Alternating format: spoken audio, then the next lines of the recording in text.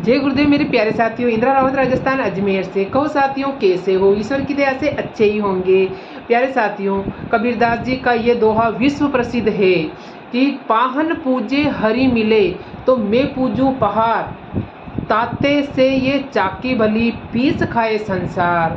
तो प्यारे साथियों, कबीरदास जी ने इस दोहे से हमें ये समझाने की कोशिश की है कि पत्थर पूजने से अगर भगवान मिलता तो मैं पहाड़ को पूजूं, पत्थर पूजने से अगर भगवान मिलता तो मैं पहाड़ को पूजूं, लेकिन पत्थर पूजने से कभी भगवान नहीं मिलता है।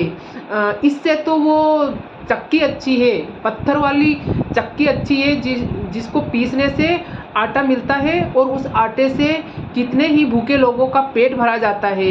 तो कहने का मतलब है मेरे प्यारे साथियों, महान संत कबीरदास जी ने, जो कि सर्वप्रथम ईश्वर के रूप में अवतरित हुए थे, उन्होंने बोला है कि मूर्ति पूजा करने से भगवान प्राप्त नहीं होते हैं। भगवान कण कण में व्याप्त होते हैं, लेकिन मूर्ति पूजा, क्योंकि मूर्ति तो हर कोई इंसान किसी की भी शक्ल लेके मूर्ति बना सकता है, तो उसकी पूजा करने से भगवान की प्राप्ति नहीं होती है।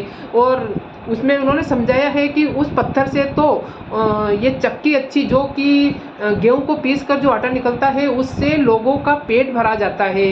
तो मेरे प्यारे साथियों, इनका कहने का मतलब है कि ईश्वर की भक्ति दिल से की जाती है और सच्ची आत्मा से की जाती है, और जो 5 नाम बताए जाते हैं उन्हीं को याद करने से साक्षात भगवान की प्राप्ति हो सकती है। लेकिन ये झूठे आडंबरों के अंदर फंसने से ईश्वर की प्राप्ति नहीं हो सकती है।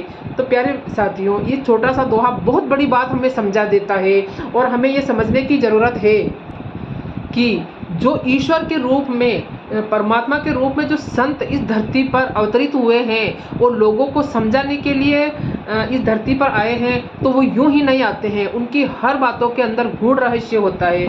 तो मेरे प्यारे साथियों, ये छोटे से दोहे की सच्ची जो अर्थ है वो आपको कैसा लगा? अच्छा लगा हो तो लाइक, कमेंट और शेयर कीजिए। नया है तो मेरे चैनल को सब्सक्राइब कीजिए। इंदिरा मोटिवेशन। जय गुरुदेव।